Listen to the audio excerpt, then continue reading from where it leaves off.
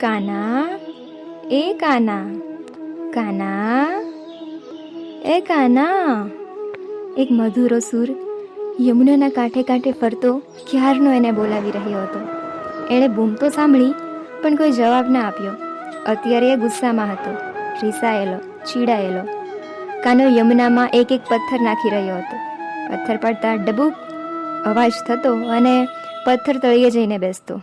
યમુનાનો પ્રવાહ કલકલ કરતો વહી રહ્યો હતો. પંખીઓનો કલબલાટ યમુનાના પ્રવાહના અવાજ સાથે જાણે સૂર મિલાવતો હતો. કાના એ કાના, કાના ઓ કાના. રાધા એને શોધતી છે કે યમુના કિનારે આવી પહોંચી. શું કરે છે અહીં? સવારની શોધું છું તને.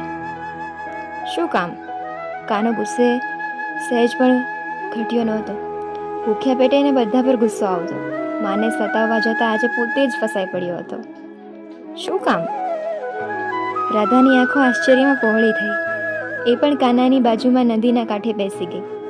કાનાનો આ વખતે નંખાયેલો પથ્થર રાધાએ પાણીમાં પડે એ પહેલાં જ ઝીલી લીધો. હું શું કામ શોધું તને? એ જ તો હું પૂછું છું. જા, મારું માથું નાખા. માથું? રાધાએ એનો હાથ કાનાના વાળમાં પરવ્યો અને વાળ વીખી નાખ્યા. ગુસ્સામાં લાગે છે. હા. કાનાએ એના હાથમાંથી પથ્થર ઝૂંટવ્યો અને પાણીમાં ફેંક્યો. ભૂખ્યો પણ છું. રાધા હસી. તે માં જમવા બોલાવે ત્યારે જમી લઈએ ને. કેમ ના જમ્યો? તને પૂછ્યું નહોતું ને એટલે. હવે હું હા પાડું છું. હા, જમી લે. પાણીમાં પગ હલાવતી રાધા ખડખડાટ હસતી હતી. તું જઈશ અહીંથી? હાસ તો, પણ તને લઈને. મને માએ તને બોલાવવા મોકલી છે. તો ક્યારની કહેતી કેમ નથી? તે ક્યાં પૂછ્યું? રાધા હજી હસતી હતી.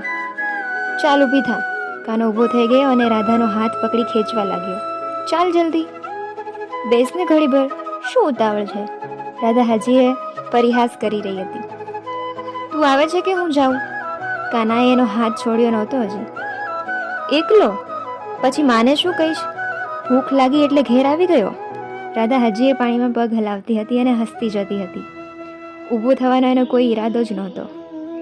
કાનાએ ઘડીભર વિચાર કર્યો અને પછી રાધાને જોરદારનો ધક્કો માર્યો. અજાણ સાવ કાંઠે બેઠેલી રાધા ઉછળીને પાણીમાં પડી. નકશીક ભીંજાઈ ગઈ અને કાનો પીઠ ફેરવીને ધમધમ કરતો ઘર તરફ ચાલવા લાગ્યો.